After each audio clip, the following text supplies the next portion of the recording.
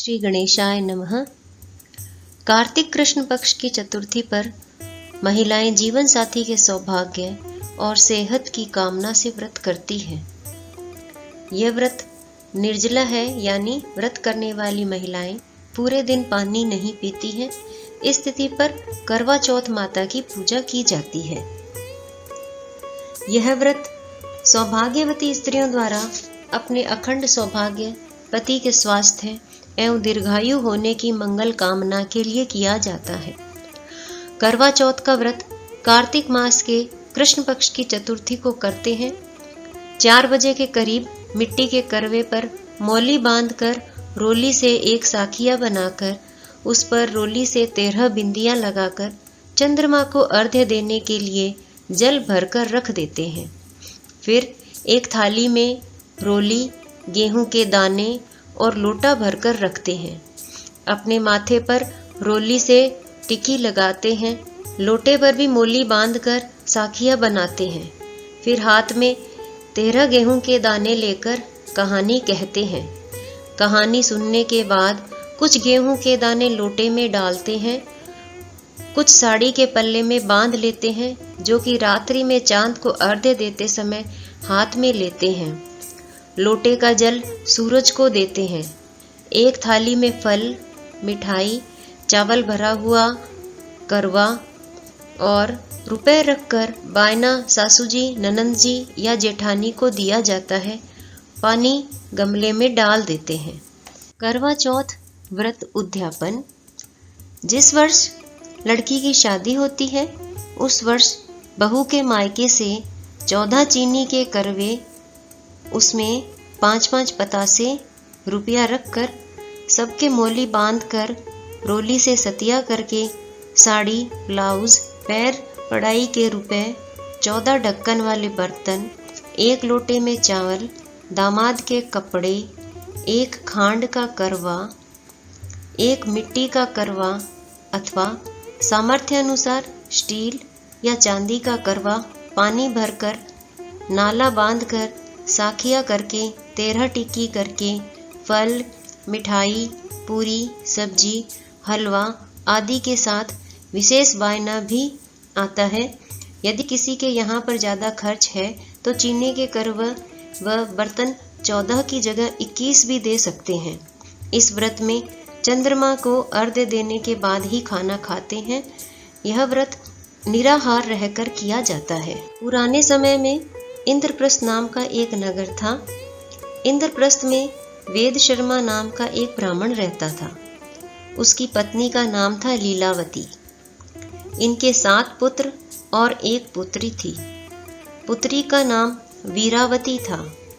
7 भाइयों की बहन बहुत लाडली थी। 8 भाई बहन एक साथ बैठकर खाना खाते थे। वीरावती की शादी हो गई और शादी के बाद कार्तिक कृष्ण चतुर्थी पर वह अपने भाइयों के घर आई थी। वीरावती ने अपने भाभियों के साथ करवा चौथ का व्रत रखा। वीरावती भूख प्यास की वजह से चंद्र उदय पहले ही बेहोश हो गई। बहन को बेहोश देखकर 7 भाई परेशान हो गए। सभी भाइयों ने एक पेड़ के पीछे से मशाल जलाकर उजाला किया और बहन को होश में लाकर चंद्र उदय होने की बात कही। बहन भाभियों से बोली कि चलो अर्घ्य दे लें, चांद निकल आया है। भाभियां बोली कि ये तो तेरा चांद निकला है, हमारा चांद तो रात को निकलेगा। बहन चांद को अर्घ्य देकर भाइयों के साथ खाना खाने बैठ गई। पहला टुकड़ा तोड़ा तो राजा के घर से बुलावा आया कि राजा का लड़का बीमार है, जल्दी भेजो। माँ ने लड़की के पहनने के कपड़े निकालने को 3 बार बक्सा खोला। तीनों बार सफ़ेद कपड़े निकले। तब माँ ने वही कपड़े पहनाकर ससुराल भेज दिया। लड़की की साड़ी के पल्ले में एक सोने का सिक्का बांधकर माँ ने कहा कि रास्ते में जो भी मिले सबके पैर पकड़ती जाना। जो तुझे सुहाग की आशीष देवे उसे ही यह सिक्का देकर अपने पल्ले में गांठ लगा लेना। रास्ते में किसी ने भी पैर पकड़ने पर सुहाग की आशीष नहीं दी और सब ने यही आशीष दी, ठंडी हो, सब्र करने वाली हो, सातों भाइयों की बहन हो, अपने भाइयों का सुख देखने वाली हो। अब ससुराल के घर पहुंची तो दरवाजे पर छोटी ननंद खड़ी मिली। बहन उसके पैर पड़ी तो ननंद बोली, सीली हो, सपूती हो, 7 बेटों की माँ हो, मेरे भाई का सुख देखने वाली हो। यह आशीष सुनकर सोने का सिक्का ननंद को दिया और अपने पल्ले में गांठ मार ली। अंदर गई तो सासू जी ने कहा कि ऊपर कोठरी है, वहां जाकर बैठ जा। जब वह ऊपर गई तो उसने अंदर जाकर देखा कि उसका पति मर चुका है। अब वह उसे लेकर उसी कोठरी में पड़ी रही और उसकी सेवा करती रही। उसकी दास दासियों के हाथ बची कुची रोटी भेज दी जाती। इस प्रकार उसे अपने पति की सेवा करते करते 1 साल हो गया। करवा चौथ का व्रत आया। सारी पड़ोसनों ने नहा धोकर करवा चौथ का व्रत रखा। सब ने सिर धोकर हाथों में मेहंदी लगाई, चूड़ियां पहनी। वह सब देखती रही। एक पड़ोसन बोली कि तू भी करवा चौथ का व्रत कर ले। तब वह बोली, मैं कैसे करूं? तो पड़ोसन बोली, चौथ माता की कृपा से सब ठीक हो जाएगा। पड़ोसन के कहने पर बहू ने भी व्रत रखा। थोड़ी देर के बाद करवे बेचने वाली आई। करवे लो रे करवे लो, भाइयों की प्यारी करवे लो, दिन में चांद उगावनी करवा लो, ज्यादा भूख लगने वाली करवा लो। बहू ने आवाज लगाई, ए करवे वाली, मेरे को करवे दे जा। करवे वाली कहने लगी, मेरी दूसरी बहन आएगी, वो तेरे को करवे देगी। दूसरी बहन आई, करवे लोरी करवे, भाइयों की प्यारी करवे लो, दिन में चांद उगावनी करवे लो, ज्यादा भूख लगने वाली करवे लो। बहू ने आवाज लगाई, ए करवे वाली, मेरे को भी करवे दे जा। दूसरी करवे वाली बोली, मेरी तीसरी बहन आएगी, वो तेरे को करवे देगी। इस प्रकार 5 बहनें आकर चली गई, पर किसी ने भी करवे नहीं दिए। फिर छठी बहन आई और बोली, मेरी 7वीं बहन आएगी, वह तुझे करवे देगी। तू सारे रास्ते में कांटे बिखेर कर रख देना, तब उसके पैर में कांटा चुभ जाएगा तो वह खूब चिल्लाती हुई आएगी। तब तू सुई लेकर बैठ जाना और उसका पैर पकड़कर मत छोड़ना और उसका पैर का कांटा निकाल देना। वह तुझे आशीर्वाद देगी तो तुम उससे करवे मांग लेना, तब वह तुझे करवे देकर जाएगी। तब तू उद्यापन करना, जिससे तेरा पति अच्छा हो जाएगा। अब उसने वैसा ही किया। सारे रास्ते में कांटे बिछा दिए। जब 7वीं बहन करवे लेकर आई तो पाँव में कांटा चुभने के दर्द से खूब चिल्लाई, तो उसने उसका पैर पकड़कर छोड़ा नहीं और उसका कांटा निकाल दिया। जब उसने आशीर्वाद दिया तब बहू ने उसके पैर पकड़ लिए और बोली कि जब तूने मुझे आशीर्वाद दिया है तो करवे भी देकर जाएगी। उसने बोला, तूने तो मुझे ठग लिया। यह कहकर चौथ माता ने उसे आंख में से काजल, नाखूनों पर से मेहंदी, मांग में से सिंदूर और चितली अंगूठी का छींटा और साथ ही करवे भी दिए। अब करवे लेकर बहू ने उद्यापन की तैयारी की और व्रत रखा। राजा का लड़का ठीक हो गया और बोला, मैं बहुत सोया। वह बोली, सोए नहीं, 12 महीने हो गए आपकी सेवा करते करते। कार्तिक की चौथ माता ने सुहाग दिया है। उसका पति बोला कि चौथ माता का उद्यापन करो।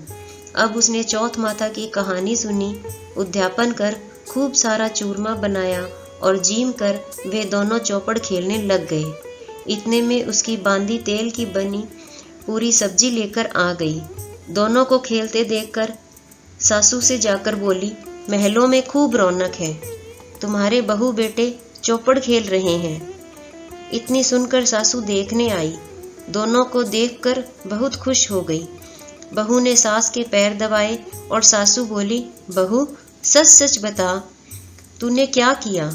उसने सारा हाल अपनी सासू को बताया तो राजा ने सारे शहर में ढिंडोरा पिटवा दिया कि अपने पति के जीवन के लिए सब बहनें करवा चौथ का व्रत रखें। हे चौथ माता, जैसा राजा के लड़के को जीवन दान दिया वैसा सभी को देना। कहते सुनते सब परिवार की स्त्रियों को भी सुहाग देना। गणेश जी की कहानी।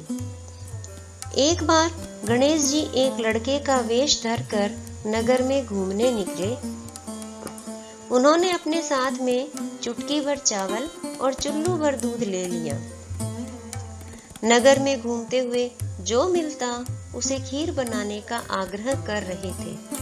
बोलते, माई खीर बना दे। लोग सुनकर हंसते। बहुत समय तक घूमते रहे मगर कोई भी खीर बनाने को तैयार नहीं हुआ। किसी ने यह भी समझाया कि इतने से सामान से खीर नहीं बन सकती, पर गणेश जी को तो खीर बनवानी ही थी। अंत में एक गरीब बूढ़ी अम्मा ने उन्हें कहा, बेटा चल मेरे साथ में, तुझे खीर बनाकर खिलाऊंगी। गणेश जी उसके साथ चले गए। बूढ़ी अम्मा ने उनसे चावल और दूध लेकर एक बर्तन में उबालने चढ़ा दिए। दूध में ऐसा उफान आया कि बर्तन छोटा पड़ने लगा। बूढ़ी अम्मा को बहुत आश्चर्य हुआ, कुछ समझ नहीं आ रहा था। अम्मा ने घर का सबसे बड़ा बर्तन रखा, वो भी पूरा भर गया। खीर बढ़ती जा रही थी, उसकी खुशबू भी चारों तरफ फैल रही थी। खीर की मीठी मीठी खुशबू के कारण अम्मा की बहू के मुंह में पानी आ गया। उसकी खीर खाने की तीव्र इच्छा होने लगी। उसने एक कटोरी में खीर निकाली और दरवाजे के पीछे बैठकर बोली, ले गणेश तू भी खा, मैं भी खाऊं, और खीर खा ली। बूढ़ी अम्मा ने बाहर बैठे गणेश जी को आवाज लगाई, बेटा तेरी खीर तैयार है, आकर खा ले। गणेश जी बोले, अम्मा तेरी बहू ने भोग लगा दिया, मेरा पेट तो भर गया, खीर तू गांव वालों को खिला दे। बूढ़ी अम्मा ने गांव वालों को निमंत्रण दिया। सब हंस रहे थे। अम्मा के पास तो खुद के खाने के लिए कुछ भी नहीं था, पता नहीं गांव को कैसे खिलाएगी। यही सब बातें लोग करने लगे, पर फिर भी सब आए। बूढ़ी अम्मा ने सबको पेट भर खीर खिलाते हैं, तब लपसी तपसी की कहानी अवश्य सुननी चाहिए। एक लपसी था, एक तपसी था। तपसी हमेशा भगवान की तपस्या में लीन रहता था। लपसी रोजाना 1.25 सेर की लापसी बनाकर भगवान का भोग लगाकर ही जीता था। एक दिन दोनों झगड़ा करने लगे। तपसी बोला, मैं रोज भगवान की तपस्या करता हूँ, इसलिए मैं बड़ा हूँ। लपसी बोला, मैं रोज भगवान को 1.25 सेर लापसी का भोग लगाता हूँ, इसलिए मैं बड़ा हूँ। नारद जी वहां से गुजर रहे थे। दोनों को लड़ता देखकर रुके और उनसे पूछा कि तुम क्यों लड़ रहे हो। तपसी ने खुद के बड़ा होने का कारण बताया और लपसी ने अपना कारण बताया।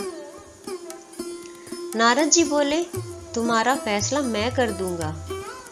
दूसरे दिन लपसी और तपसी नहाकर अपनी रोज की भक्ति करने आए तो नारद जी ने छुप करके 1.25 करोड़ की एक अंगूठी उन दोनों के आगे रख दी। लपसी की नजर जब अंगूठी पर पड़ी तो उसने चुपचाप अंगूठी उठाकर अपने नीचे दबा ली। लपसी की नजर अंगूठी पर पड़ी, लेकिन उसने ध्यान नहीं दिया। भगवान को भोग लगाकर लापसी खाने लगा। नारद जी सामने आए तो दोनों ने पूछा कि कौन बड़ा, तो नारद जी ने तपसी से खड़ा होने को कहा। वो खड़ा हुआ तो उसके नीचे दबी अंगूठी दिखाई पड़ी। नारद जी ने तपसी से कहा, तपस्या करने के बाद भी तुम्हारी चोरी करने की आदत नहीं गई, इसलिए लपसी बड़ा है। तुम्हें तुम्हारी तपस्या का कोई फल नहीं मिलेगा। तपसी शर्मिंदा होकर काफी माफी मांगने लगा। उसने नारद जी से पूछा, मुझे मेरी तपस्या का फल कैसे मिलेगा?